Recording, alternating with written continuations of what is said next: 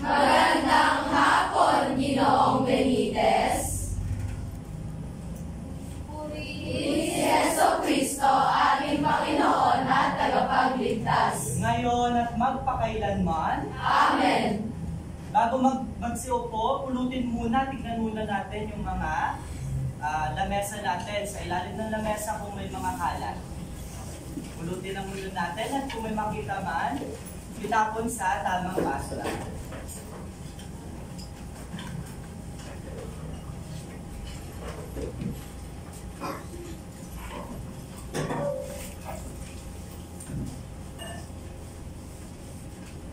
Bago natin umpisahan ang ating lesson, no?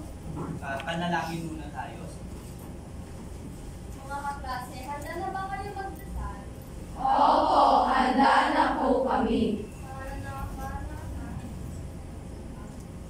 Panginoon, maraming salamat po sa panibagong araw na ibinigay niyo. Gabayan niyo po kami sa aming pag-aaral. Bigyan niyo po kami ng talino, sipag at mabuting asal. Ingatan niyo rin po ang aming mga guro at klase. Naway maging maayos at masaya ang aming buhay. Maria, ina ng katilag, Ipanalangin mo kami. Saint Perfect, Pray for us that we may have strength and courage like you. Pwede na magsiupo. Salamat po. Tingnan muna natin, no? Kung maayos ba ang ating silid-aralan, no? Yung attendance ba natin, okay na ba to sa PM? Opo. Sige, tingnan ko nga yung mga uniforme ninyo. Maayos ba ang inyong mga uniforme? Opo. May mga ID ba? Opo. Maayos ba ang inyong mga upo? Opo. Ano? Tingnan natin yung patakaran lang natin, no? Ikagalan natin yung bawat isa. No? Makikinig tayo sa akin, sa guro. Lagi tayo maging aktibo. Dahil mamaya may mga palaro tayo. No? Tapos, panatiling malinis yung mga upuan ninyo, ang silid-aralan. No? At itaas lamang ang kamay. Itaas ang kamay kung may mga katanungan, kung may kasagutan. Okay, bago tayo magsimula, kamusta ang lahat? Okay ba kayo? Opo. Nakikita niyo ba yung picture? Opo. Kasi yung picture na yan, nakuha ko yan sa team namin na nag-event nung nakaraan, no? Dahil sabi dito, parang ang laro niyan ganito. Ganyan, yan. No? Sige nga, gayahin nyo nga ako. Para meron tayong energy. Sige, ganyan. Yan. Paulit-ulit lang. Hanggang sa makuha ninyo yung tamang proseso. No? Yan. Sige, tingnan nyo yung mga katabi nyo. Kaya ba niya? Kaya ba niya yan? Sige. Yan. Kaya ba? Kaya ba? Sige. Try natin yung mabilisan. 1, 2, 1, 2, 1, 2, 1, 2. Okay, ganun kabilis. Okay, 1, 2, 3, go. 1, 2, 1, 2, 1, 2, 1, 2. 1, 2, 1, 2, 1, 2, 1, 2. Ayan. Nakakasunod ba? Hindi po. Ayan. So, kamusta naman? Masaya ba? Opo. No? Sige. Dahil masaya tayo, no? Magre-review tayo. Kasi gusto ko makita kung ano nga ba talaga yung natutunan nyo nakaraan. Okay. Tingnan natin, magtatawag ako ng isang estudyante. Sasagutin lamang yan. Sige. Number 1, sabi dito, sino ang leader ng Germany noong unang digmaang pandaigdig? Sige. Sige nga lang. si Adolf Hitler. Si Adolf Hitler, noong unang digmaang pandaigdig, tama ba siya? Sige, isa pa. Pwede naman. Pwede si Adolf, naging ano naman. O, sige nga. Si Kaiser. Wilhelm II. Okay, anong letter? C. Yan. Letter C. O, sige, nakita na natin. Number 2, aling bansa ang pinatawanan na mabigat na parusa sa Treaty of Versailles? Ano nga doon? Nakita natin yun Ano daw? Germany. Number 3, ito yung organisasyon na itinatag upang mapanatili yung kapayapaan. Sige, sabi. Ano nga daw yan? Anong organisasyon to? Sige. The League of Nations. Yan, tama ka. May tama ka sa akin. Number 4. Alin daw sa sumusunod yung hindi kabilang sa Allied Powers noong unang digmaang pandaigdig? Sige nga, tingnan nga natin. Ano kaya? Yung hindi dapat Allied Powers yan ha? O kalaban yan eh. Sige nga daw. Ang kalaban ay hindi kasali sa Allied Powers ay ang Germany. Tama ba siya? Oo. Number 5.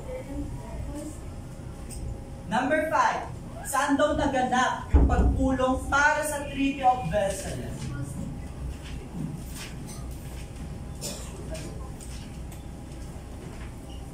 Okay, saan daw naganap? Sige nga, saan naganap yan?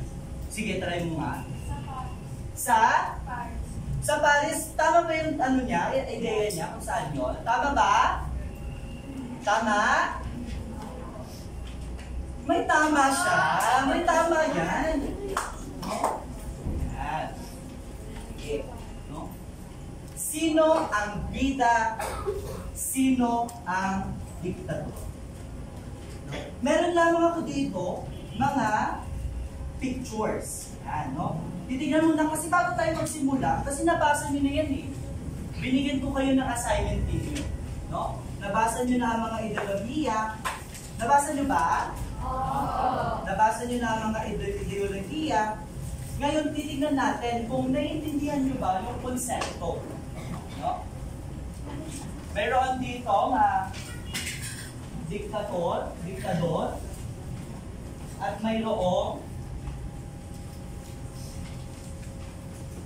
bida. Nakikita nyo ba? Sige, lagyan natin ng 9. No?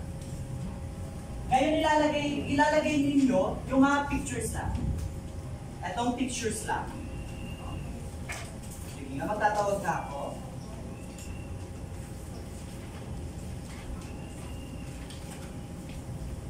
Sige ate, idikit mo kung sino nga ba yung diktador. Sino ang diktador dito? Sige. Sino yung mga bayani? Ayan, no?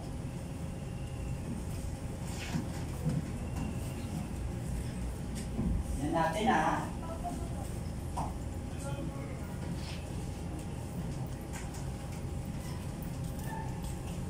Tingin nga, patingin nga. Bida siya. May isang diktador.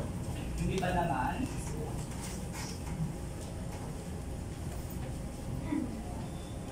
saan yan siya? Bida ba siya o diktador? Yan. No? May ideya na ba kayo kung ano yung lesson natin ngayon? Oo. Base dito, meron na ba kayo ideya? Nakikita ba dito? Oo. Sige, ano nga yung bida? Ano yung ibig sabihin ng bida? Iyon yung mga, sige, ano yung bida? Sa tingin mo lang, ano yung mga bida? Yung mga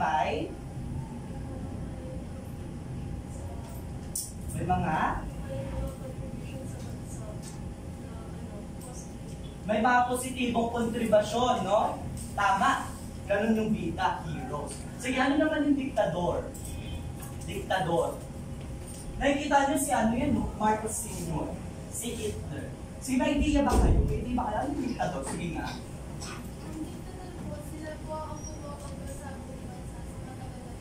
Sila ang kumukontrol sa isang bansa. No? Sila yung mga, may mga makapangyarihang walang limitasyon. Gets ba ako? Oo. Yan, no? Nakikita natin dito, yung panagkaiba nila. Dito may positibo, ito ay negatibo. Tama ba? Nagigets ako? Oo. Yan. No? Yan.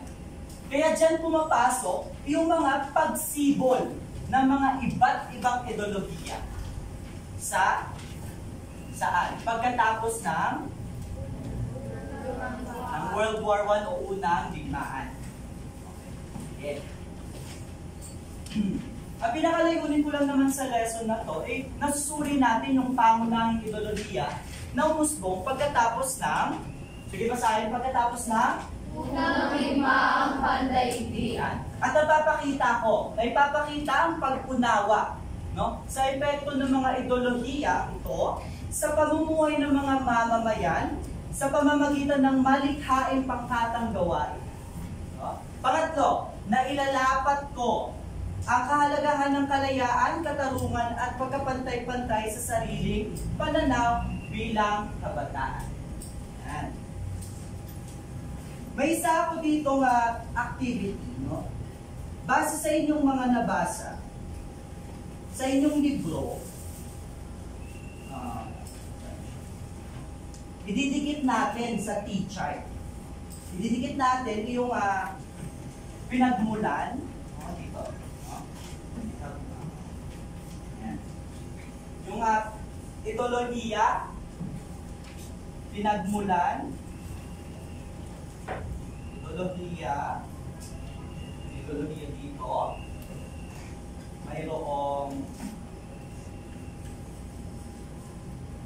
yan, pinagmulan,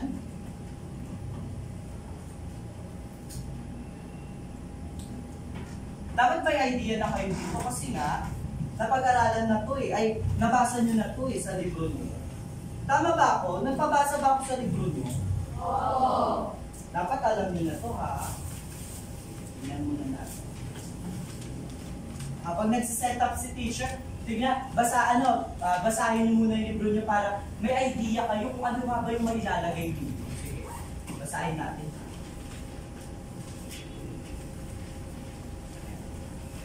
Ano yung mga naging epekto niya?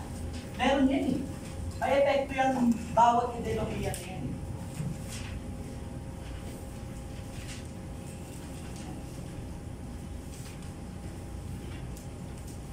Kailangan ko lamang ng 5 students.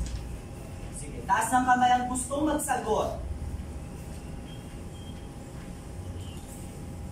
Sige, tatawag na lang ako para okay siya, no? Yan. Sige, ate. And then, ikaw. Sige. Dito sa row na to. Sige, ate. Sige. Ikaw. And then sa row na to, ito. And then, yung isang row, si ate. Yan. O, piliin muna kayo ng ideolohiya. Kung saan kayo nandiyan dyan. Anong ideolohiya yan? Yan.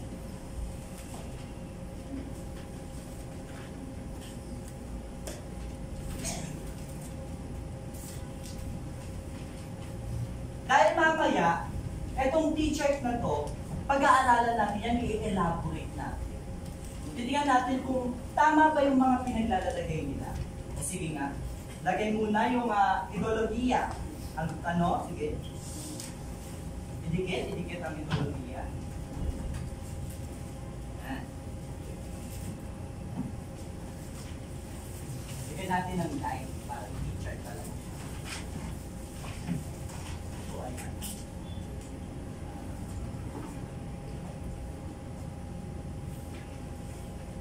Tama na ba? Tama ba yung Soviet Union?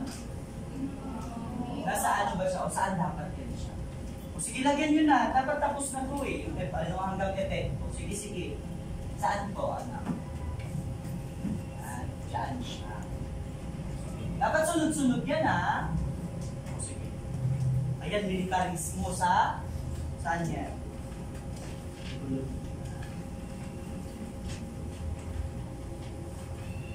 Sige, dali. Ayan.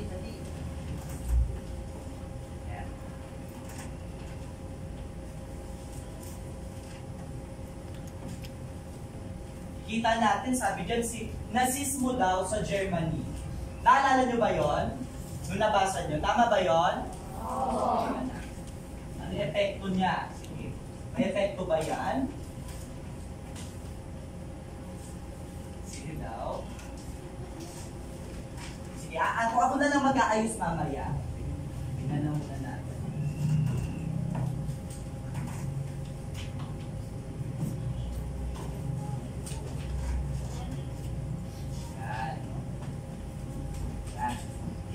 Mamaya, babalikan natin to. Babalikan natin to pagkatapos kasi may papagawa ako eh. Isang pangkatang gawain. Ano nga ba yung pangkatang gawain? Sabi ko dyan, ideolohiya. Ideolohiya ko, output ko. Okay? Nagbigay ako sa inyo ng groupings. Yan. Sa group 1, kayo ay totalitarianismo, isang konsepto. Pangalawa, sigaw ng masa, gagawa ng talumpati, group 2 ng komunismo. Pangatlo, fasismo sa Italy, tula ng takot. Pang-apat, isang balitaang bias sa nazismo. At panglima ay militarismo. Sige, ito ang pinaka-rubrics natin. Yan. Rubrics natin. O sige na, mag-circle yung group 1, 2, 3, and 4, and 5. Circle na muna. Circle na isang lang. 5 minuto lang yung bibigay ko sa inyo para ihanda yung lang mga sarili. Tahimik lang, tahimik lang.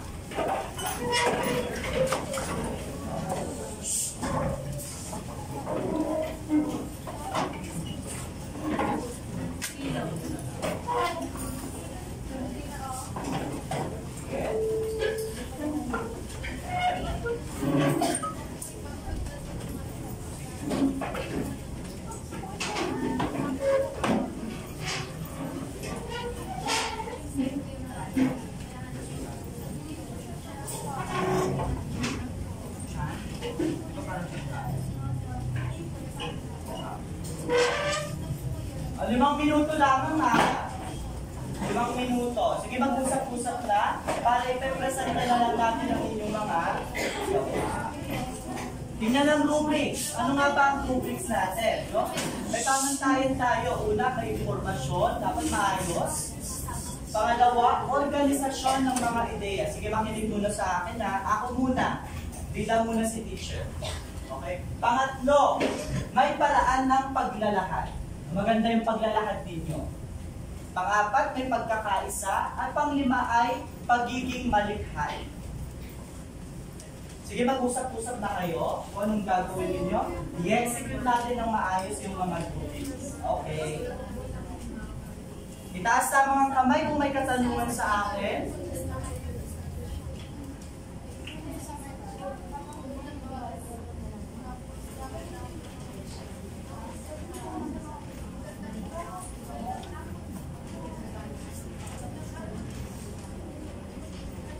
Paalala ko lamang, itaas ang kamay kung may katanungan kayo.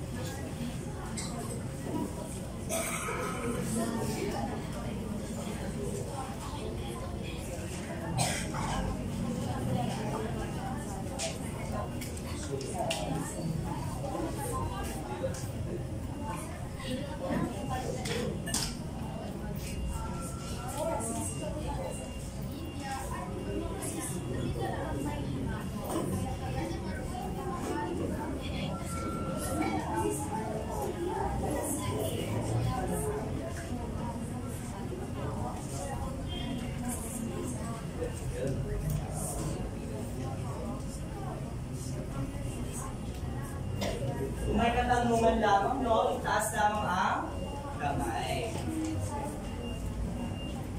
Sige, another 1 minute na lang ha.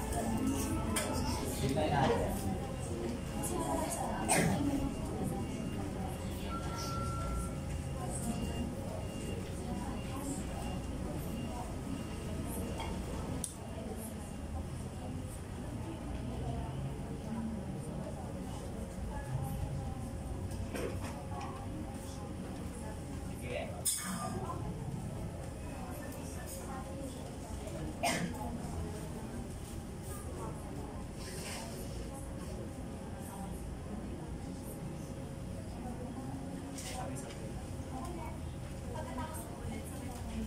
Okay, sige. Okay na ba? Okay. Tapusin ninyo ha. Tapusin. Tapos na ba? Tingnan natin yung oras. Anong oras na? Sige. Tama na muna yan. Tapos na ba? O, sige. Uumpisahan ngayon ng pangkatwan. Ano nga ba yung pangkatwan? Ano nga ba yung inyong ideolohiya? Yung yung totalitarianismo. No? Babanggitin nila, ipapaliwanag nila kung ano nga ba yung konsepto ng totalitarianismo. Sige, group number 1, sige, you can now go to the stage. Okay, makinig muna sa akin, makikinig muna kayo sa mga pangkat. Okay, sige na, tingin na muna sa mga pangkat.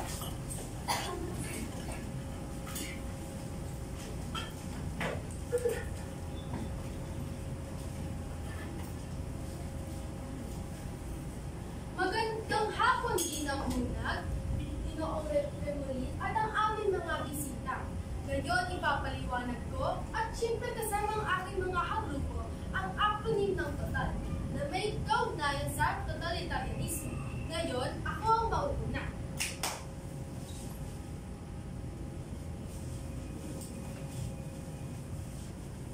Todo kondol na ito. Ano nga ba ang ibig sabihin nito?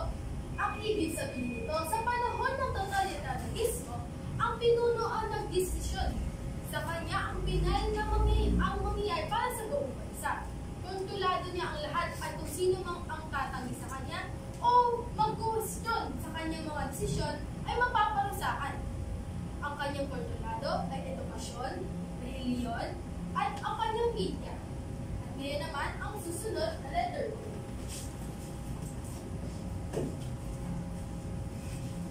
Organisadong partido ang namumuno.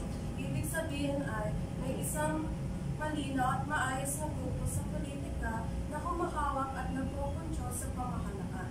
Sila ang may layunin, leader, patakaran upang maayos ang isang bansa o isang lugar. B. Tinig ng tao ay pinipigil. Ang komunikasyon ng masa ay higit na kontrolado ng makapangyarihang pangkat. Kabilang dito ang mga babasahin, TV, radyo, sine, at iba pa. Ang mga manunulat, mananalumpati, at saka artista ay kailangan sumapi sa mga organisasyong kontrolado ng pamahalaan. Dahil sa mga bansang nagpatupad ng totalitarianismo, kailangan ng mga mamamayan na pumunta sa gobyerno para manghingi ng permiso para gawin ang kanilang gawain.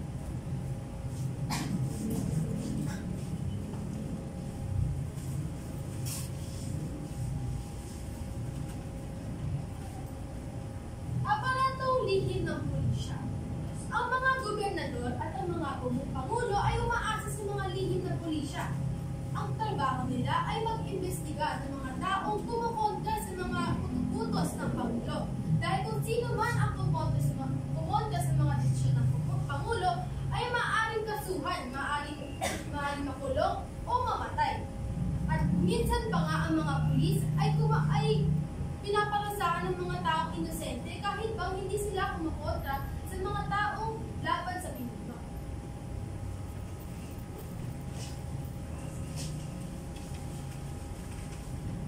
Lahat ng ekonomiya at armas ay kontrolado ng Estado o pinuno. Ang ibig sabihin nito na ang gobyerno ay may hawak sa lahat ng pera, yaman, at negosyo ng bansa. Hindi pwedeng pumili ang mga tao ng kanilang mga magiging trabaho nang walang permisyon ng gobyerno. Gobyerno rin ang nakahawak sa lahat ng mga armas tulad ng mga tangke at mga eroplano. Ginagamit ang mga armas na ito upang mapanatili ang kapangyarihan ng pinuno at para din mapigilan ang mga pag-aisa.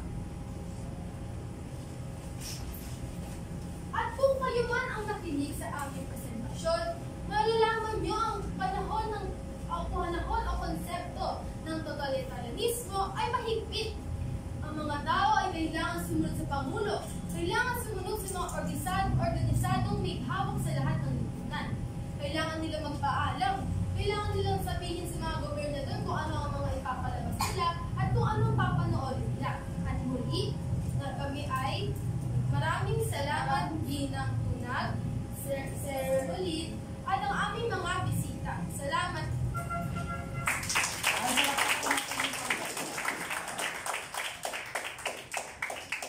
Ay turo nila sa inyo kung ano nga ba yung konsepto ng totalitarianismo. No? Naintindihan niyo ba? Kasi dito sa totalitarianismo na pumasok din ang USSR o yung Union of Soviet Socialist Republic. No? Dito pumasok para kontrolin yung mga resources. Pwede. Yung mga tao. Okay, nagigets ba ako? Oo. Palakpakan natin muli ang pagkatwa. I-explain nila ngayon kung ano ba ang komunismo.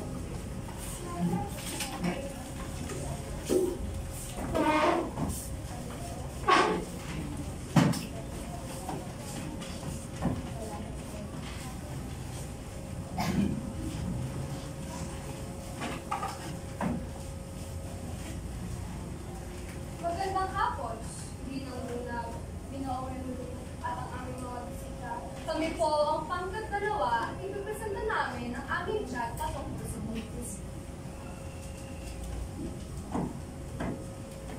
Komunismo! Komunismo pantay na trato sa bawat tao. Komunismo! Pantay ang tao, lipunang patas. Ang sigaw ng bawat tao, karapatan ng masa, patuloy na lumalago. Manggagaw at mahirap, sabay tumibay dito. Komunismo! Komunismo pantay na trato sa bawat tao. Pantay na karapatan, sigaw ng sambayanan. Lakas ng manggagawa, hindi matatapakan. Walang mapang-abuso, lipunang may justisya. Komunismo! Komunismo pantay na trato sa bawat tao. Pantay na sahod, pantay na laban. Karapatan ng masa, laging ipaglaban. Lupa at edukasyon sa lahat na kalaan. Komunismo, ang sigaw ng sambayanan. Komunismo! Komunismo pantay na trato sa bawat tao. Komunismo! Komunismo pantay na trato sa bawat tao. Komunismo! Pantay ang tao, lipunang patas. Ang sigaw ng bawat tao, karapatan ng masa, patuloy na lumalago. Manggagaw at mahirap, sabay tumibay dito. Komunismo! Komunismo pantay na trato sa bawat tao. Pantay na karapatan, sigaw ng sambayanan. Lakas ng manggagawa, hindi matatapakan. Walang mapang-abuso, lipunang may justisya. Komunismo! Komunismo pantay na trato sa bawat tao. Pantay na sahod, pantay na laban. Karapatan ng masa, laging ipaglaban. Lupa at edukasyon sa lahat ng kalaan. Komunismo, ang sigaw ng sambayanan. Komunismo!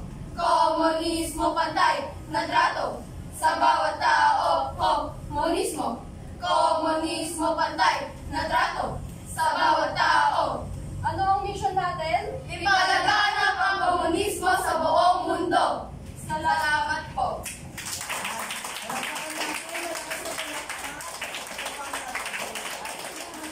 Ay, paliwanag nila ang komunismo. Maganda ang dulot ng komunismo. Bakit? Nabibigyan ito ng mga pantay-pantay. Pantay-pantay na, na estado ng buhay. Pero nga lang, wala silang kalayaan sa alin. Wala silang kalayaan sa mga pribado nilang lupain. Mga ganon, no? O sige, number 3. O pangkat 3. Okay, ready nga. Sa pangkat 3, pasismo naman. Pasismo ang ideolohiya na kanilang ipepresent. Okay.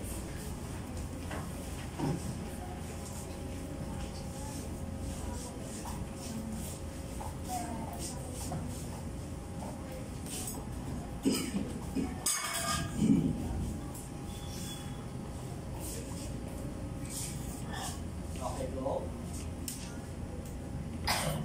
Magandang hapon, Ginoong Remolit, Ginang Bunag, Ginoong Benitez. Ginoong Benitez, at mga kaklase. Kami po ay ang pangkat-pangatlo na bibigkasin ng aming tula na tungkol sa pasismo na nangyari noong panahon ng unang digmaang pandaigdig. Pasismo'y kamay na bakal. Mga tao ay takot at nasasakal. Kapangyarihan sa ilan lamang, bayan ang lagi nasasaktan. Sa istorya ng laban, paghihirap at pagdurusa. Lumaban ng pasismo isang malakas na bisa. Nasismo ay nagising. Ang galit sa puso ay lumago. Sa pangakong pagbabago, madami ang naloko. Oo, mayroong saya at buhay ang nasismo. Ngunit unti-unti nawala ang kapayapaan ng tao. Sa paraan ng karakasan, kapayapaan ay hindi naabutan. Sa huli, kami nga po ang pagpatatlo at salamat po sa pakikinig.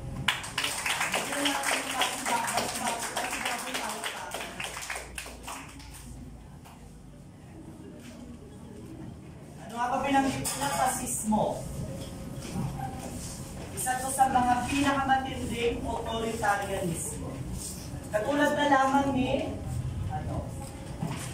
Marcos Sr. kung saan kinokontrol niya yung mga pangmilitar, kinokontrol niya ang mga kabuhayan ng Pilipino noon, walang media. No? Okay, sige. Pang-apat naman. Tignan natin yung pang-apat.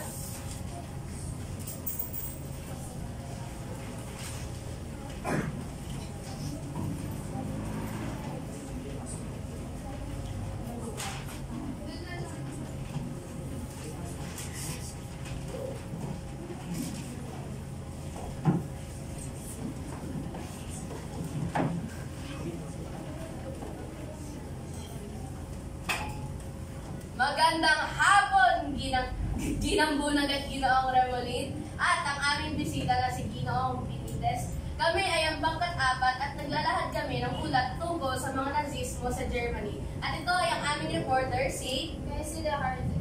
Ako ang mag-uulat para sa inyo lahat. Ang nasismo ng Germany ay naitatag noong 1930. Ito ay isa sa pinakamalupit na diktadoryang totalitarian noong makabagong panahon. Noong ikalawang digmaan ng daigdig, ang mga Nazis ay nagsagawa ng diskriminasyon at pagpatay sa mga Hudyo, Romani at iba pa. 6 milyong Hudyo ang namatay sa Holocaust. Sila ay pinagbawalan magtrabaho. Ang Holocaust ay isang trahedya na nagdulot ng pagkawasak sa maraming buhay. At tandaan, pagkatiwalaan niyo po kami sa inyong balita. Salamat po sa pagkikinig. Alapahan natin yung pangkatpon. Nabanggit niya ang rasismo. Saan si Adolf Hitler, pumapatay ng maraming tao, yung mga Jewish, pinapatay niya noon. Madaming populasyon na nawala sa mga Jewish sa kapanahunan niya. Okay. Na pangkat 5 naman, ang pinaka-last group natin. Sige. O, palakpakan na para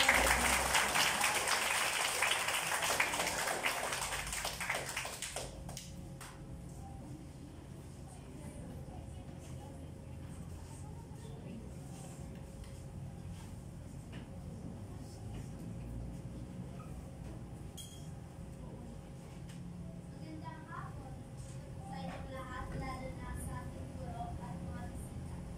Kami po ang pang-atima at ngayon ay ipipresent sa amin ang militarismo sa amin.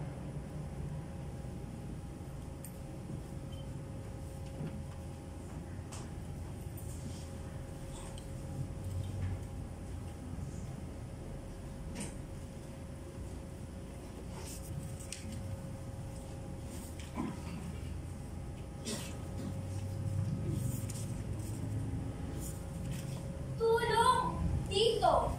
Tapos na ang gera, pero bakit walang natira sa atin? Swerte pa nga tayo humihinga. Ang iba ay hindi na nakapagbalik. Ang iba ay hindi na bumalik. Ang iba ay swerte pa nga tayo humihinga. Ang iba hindi na. Naalala ko pa rin nung dumating sila dito. Nakagalit, nanawag ko sila ng ating kalayaan. Asya para sa Asyano? Sabi nila yan. Dahil takot na Nakita ko pinakumpis ka nila ang ating mga bigas. habang tayo namamanimos sa sarili ating kalsada. Ngayon, lumangon tayo mula sa kahirapan. Huwag kayo magsalita ng ganyan sa aking mga kapwa. Tulong! Tulong!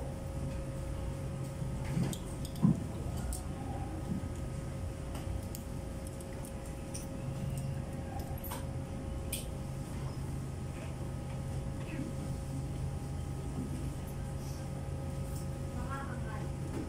Mas pinili niyo pang magpakamatay kasi sumunod sa akin. Hindi kami ganon, at least mayroon kaming dignidad. Dignidad, anong magagawa niyan sa inyo? Hindi kayo mapapalamon yan. Patayin mo kami kung gusto niyo. At least mamamatay ako na mayroon pa akong mamamatay ako. Okay lang ito. At least makikita ko ang Pilipinas na mayroon kalayaan muli. Kung yan ang nais mo.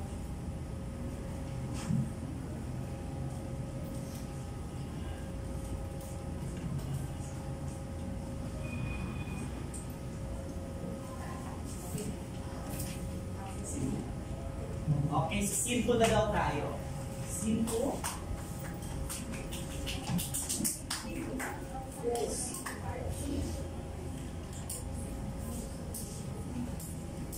Okay.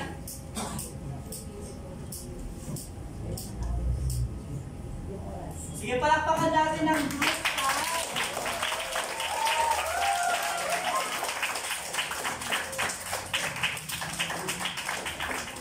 Okay. Bago yan, palakpakan muna natin ang mga sarili natin. Palakpakan natin ang mga sarili natin dahil mahirap yung ginawa, no? Pagkatang gawain, may mga kolaborasyon, no? Sa Pangkat 5, tinalakay nila yung militarismo. Ideya ito na mas maraming bansa na nasasakop, mas makapangyarihan o mas malakas. Ayun lang naman yun sa Japan din yan, no? Mas madaming sandatahan, no? Okay. Yan. Dito, sige, try natin itong ayusin. Ayusin na natin, no? Meron tayong 5 ideolohiya.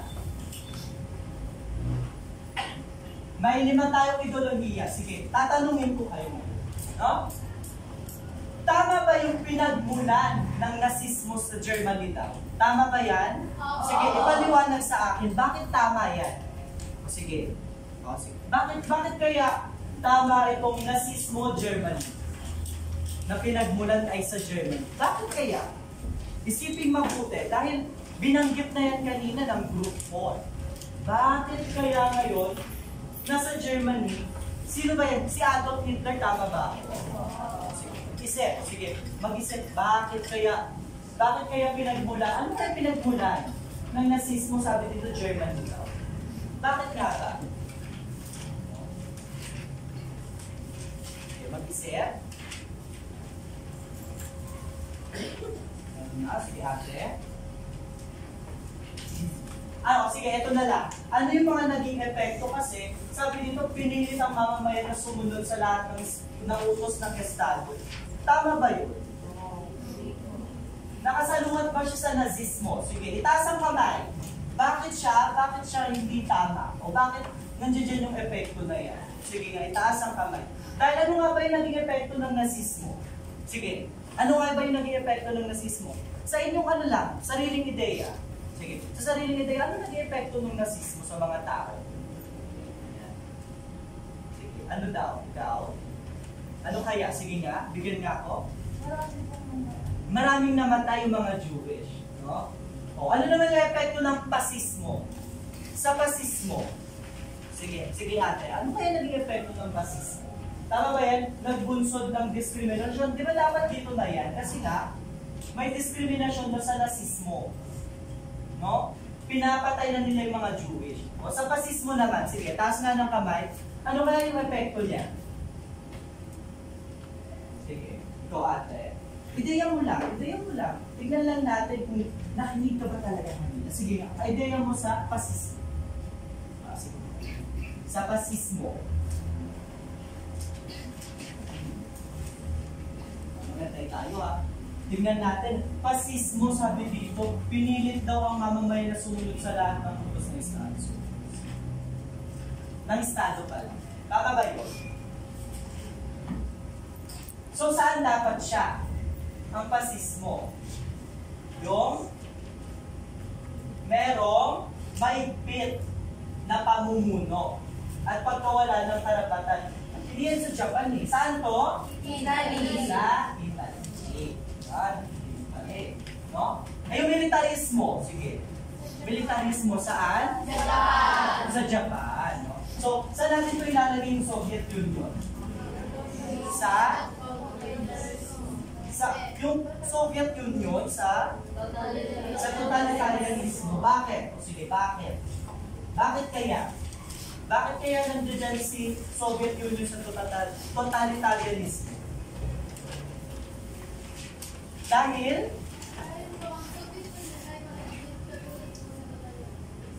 mahigpit din, no? Ito yung pinagsama-samang USSR.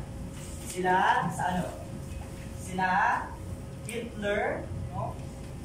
Sino pa silang Marxist, si Marxist, si Engels. No? Yan.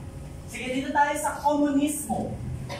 Ay, sandali. Tama ba yung militarismo, pinilit ng mamamayan? Or nagpalakas ng hukbo? Palakas ng hukbo. Yan, nagpalakas sila ng hukbo para mas maging makapangyarihan sila. Etong komunismo sa Russia. Sige. Tama na ba yan? Tama na ba yan?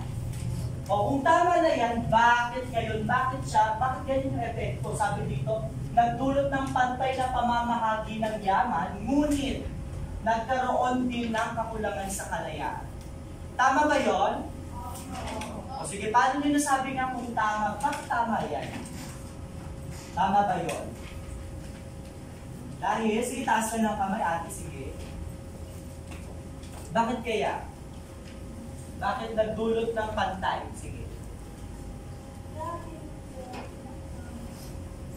Kalayaan po yung mga tao, pero sa mga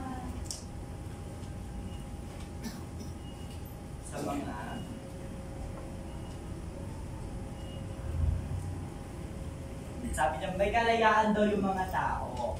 Tama naman, pantay-pantay na yung tingin. No? Pero sa mga pribadong lupain, mga pribadong... Sige. May makapag-control din sa teritoryo.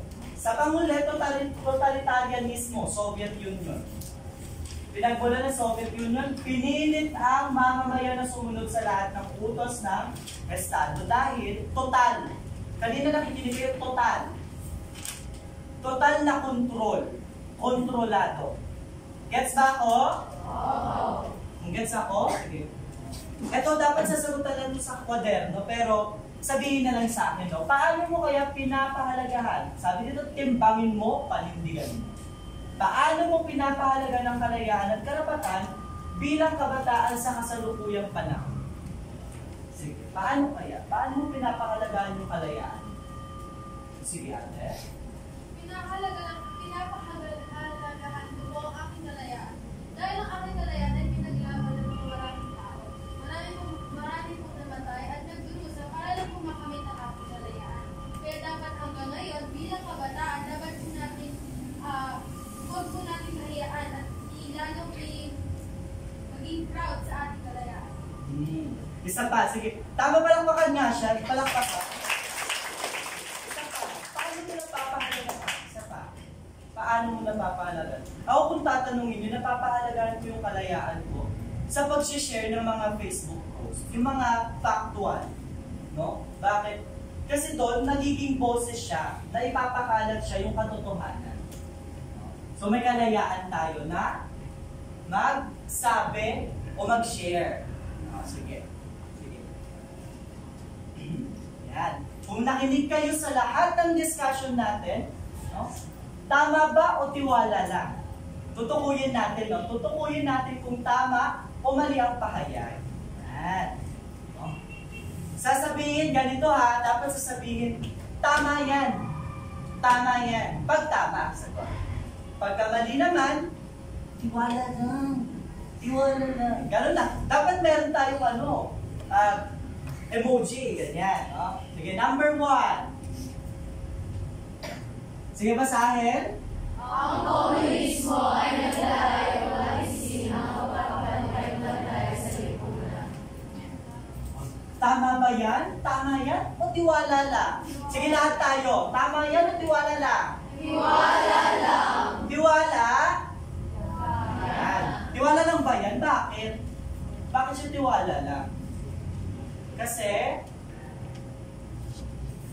yung layunin po ng komunismo is magpapalaganap po ng pagkakataon. yan, di papalaganap yung pagkapantay-pantay, hindi aalisin. So, ang tamang sagot ay?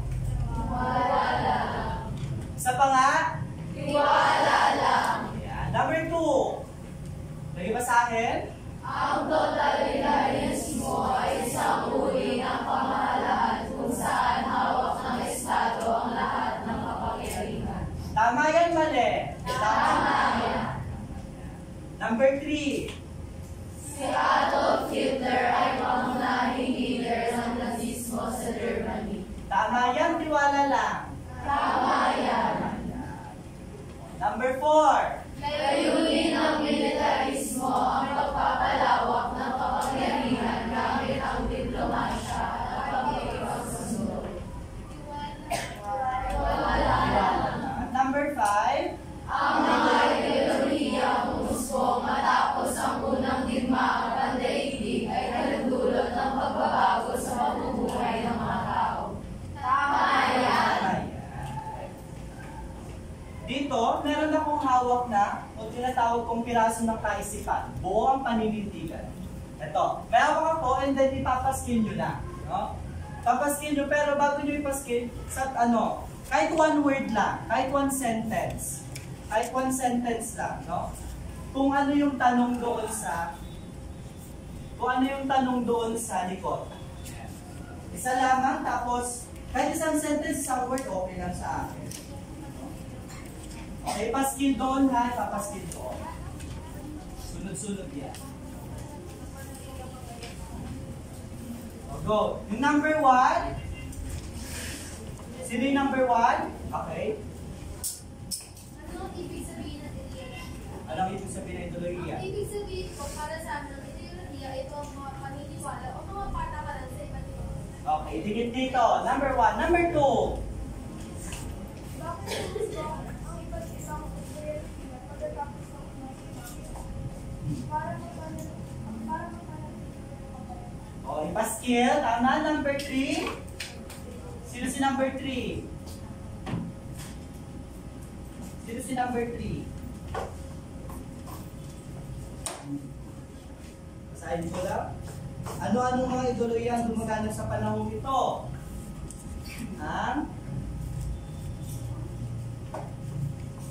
Sige, ang 5 ideolohiya. Yung nazismo, komunismo. Gets mo? O sige, didikit na yun doon. Sige na. O number 4. Number 4. Paano naka-apekto ang mga ideolohiya nito sa pamumuhay ng nagkakaroon nito ng mga conflict sa Okay, didikit. Sige. Number 5. Ano pagkakatulan at pagkakaiba ng mga ideolohiya? Lahat sila ay may isang salita.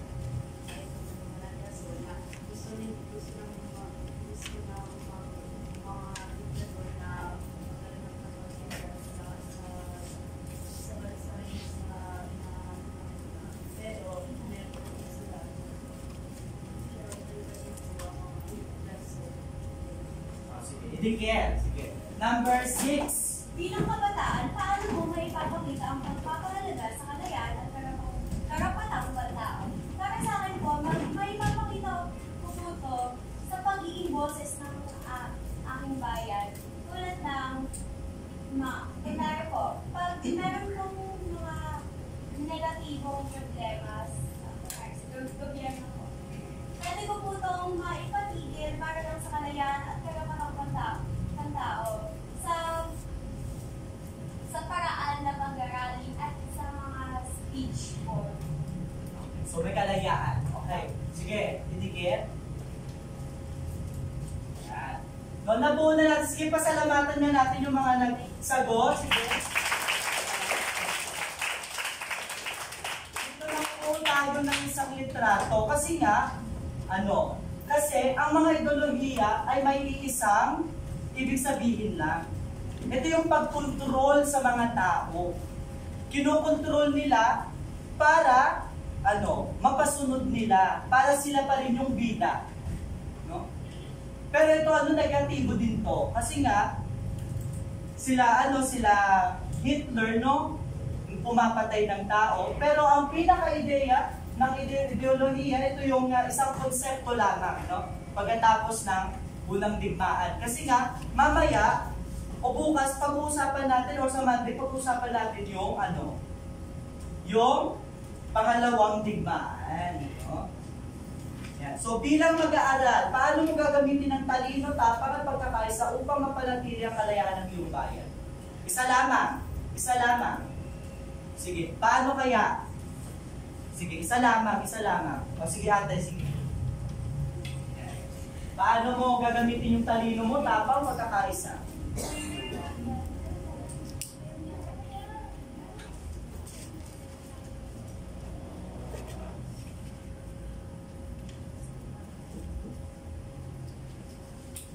Okay, help. Sige. Mapapanatili ko po ang kalayaan sa aking bansa sa pamamagitan po sa pagpapahayag sa komunidad. Maliban po sa social media o kaya sa online dahil doon po ang mga kabataan ay mas aktibo. Pagpapost po ng mahalagang impormasyon na makakatulong para sa akin. Yan, maraming salamat. Palakpakan nga natin siya. Balik naman tayo sa ating layunin. Nasuri ko ba yung mga pangunahing ideolohiya? Oo! Naipapakita ko ba yung epekto ng ideolohiya? Oo! Okay. So, nailapat ko ba yung kahalagahan ng kalayaan? Oo! Okay. No? Dito, next naman pag-uusapan natin kasi yung pangalawang digmaan. No? Kung ano nga ba yung epekto, kung ano nga ba yung pinagsimulan. May takdakaran din sulat sa kwaderno.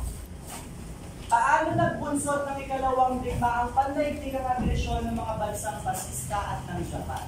No, tukuyin ang mahalagang kaganapan at nanatudyok sa paglahok ng Estados Unidos at ipaliwanag ang mga pangunahing dulot ng digmaan sa pamumuhay ng tao. Sige, ganito na lang. Medyo wala na tayong time, picturean nyo na lang. Tapos, sulat nyo na lang sa loob. Yan. Okay. Picturean, tapos isend na lang sa kanila kapag kailangan yan, nakikita natin sa Monday. Okay? Okay na ba? Oo! Pangwakas na, panalangin.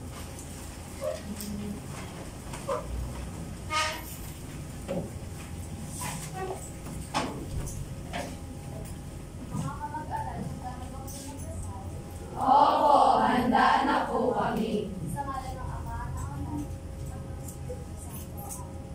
Maraming salamat po sa mga aral na itong tinuturo sa pamumuhay ng aming mga.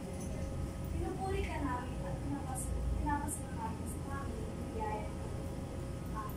Maria, ina ng Candelaria, Ipanalangin mo kami. Saint Perpetua, Pray for us that we may have strength and courage like you.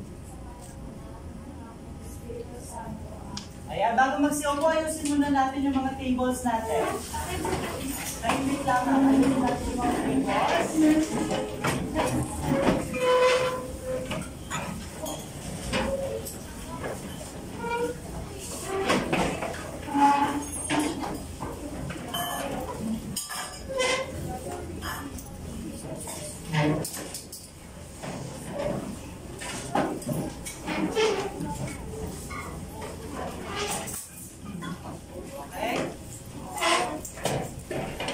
Matapos ang aking lesson, maraming salamat po sa inyong lahat. Paalam na po sa inyong lahat. Paalam at salamat, Ginoong Rebolin, Ginang Bulag,